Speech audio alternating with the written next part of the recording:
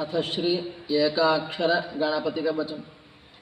इदं कवचमज्ञात्वा यो जपेत् गणनायकं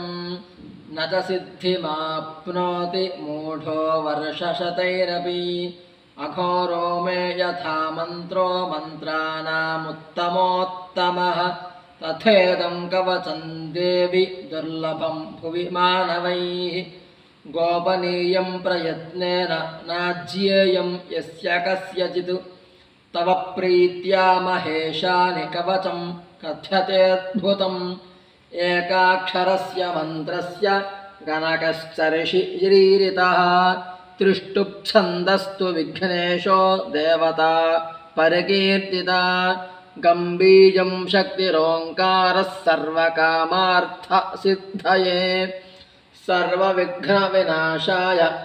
विनियोगस्तु कीर्तितः।